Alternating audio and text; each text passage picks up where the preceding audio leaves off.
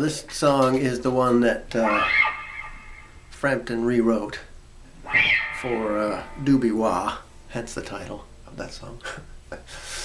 And to his credit, Frampton never denied it, so at least he admitted with a laugh that this is the same song as Doobie.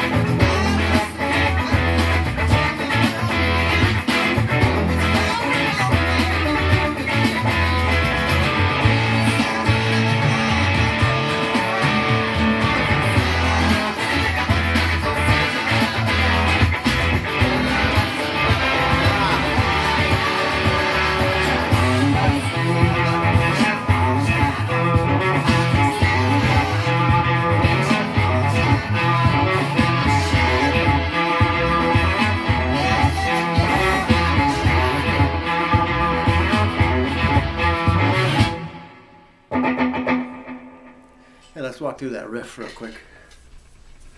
Starts with an open E string. So the open E, then 7, 9.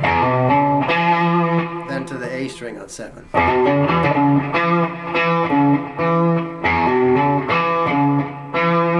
that's back and forth between the A string at 7 and the low E at 9. So that slides up 7, 9, 11 on that A string.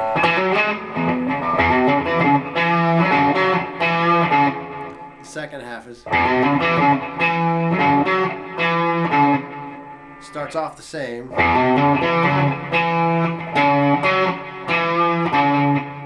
So that last part is at 9 on the low E and the A.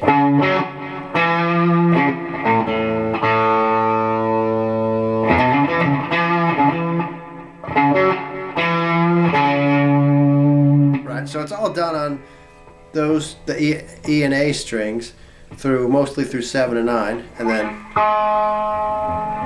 slides up to 11 on the A string for that one part.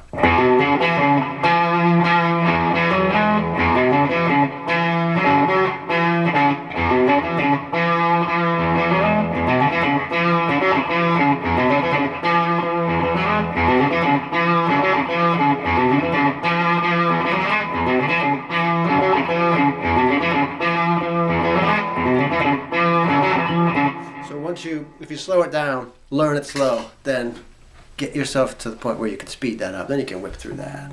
It sounds complicated, but it's really not. There's a second guitar playing a harmony riff too, but we're just doing the main, the one guitar arrangement of it. So then when you get into the verse, so that's an E, but you bar all the way across on A, D, G, B, and hammer on the A string from 9 to 11. That part's an A, back to E. So that's barred across D, G, B, and you suspend that B string up 1 and the D string up 2. Back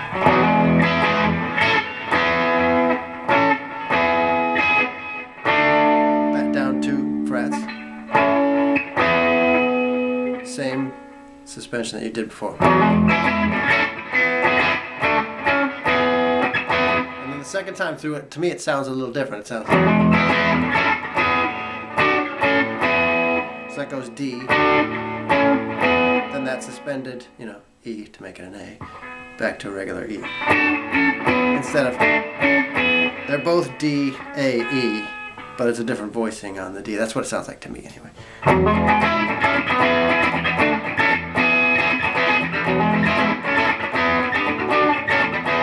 Then you hit an A.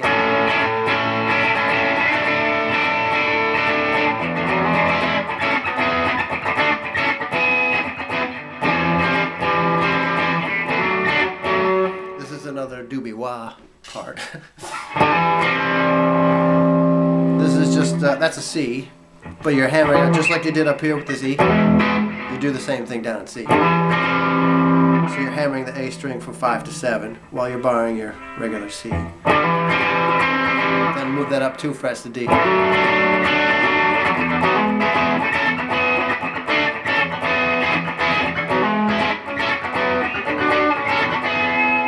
Goes through the whole thing again, and then after the second time through, it goes back to the intro riff. I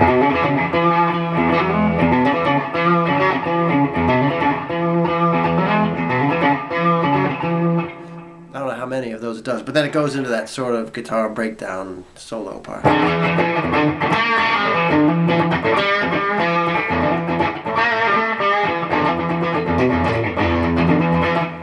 That's just messing around with an open E string. Between 5 and 7 on the A string and 5 and 7 on the D string.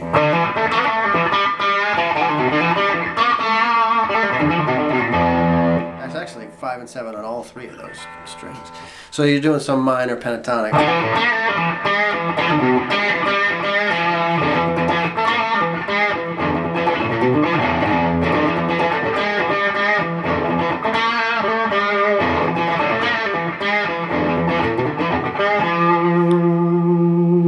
And that's really the whole thing. It goes back into the kind of very typical Doobie Brothers, that sort of loping rhythm that they had during that period. A lot of typical chord shapes for them. The only thing that really sets it aside is that E major pentatonic riff that leads it off. But other than that, it's typical Doobie's fare, which is to say it's brilliant.